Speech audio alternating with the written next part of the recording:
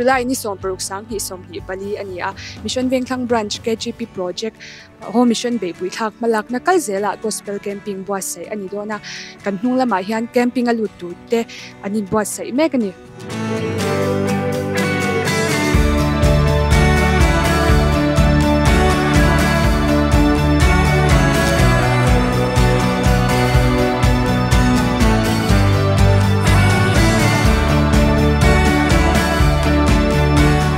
kabula hian tlangwalal fak umaral te adinga ani hi home mission subcommittee secretary ania ama sain fakte chibaile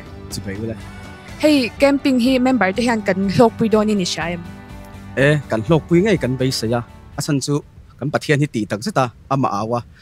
ama pantu te ne in puang suak thri na niangin pathian in bongbol tu thatak Bethel ministry min pe a kemi te kaltlang hian le kai manin pathian kan du na tanga ama kan na kaltlangin lok na sat tak kan chan ngai kan ring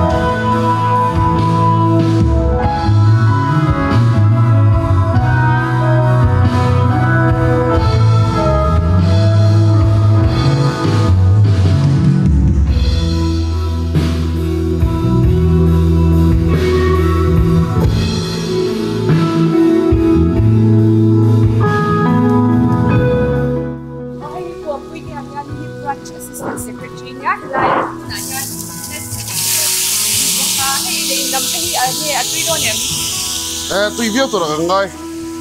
tin hey sa thế kan phê đấy udah tụi nó ngay mo chuan ti sa le thara wa pokan lok viết tụi nó ngay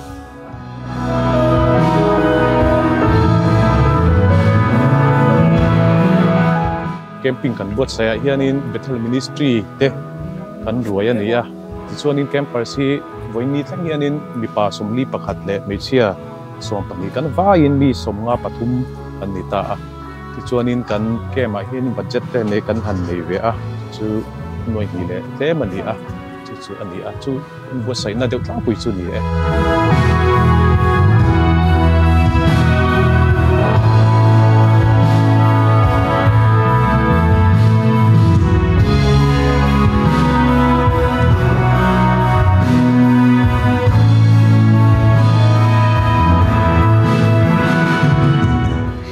tụi em phur to khop mai phur to khop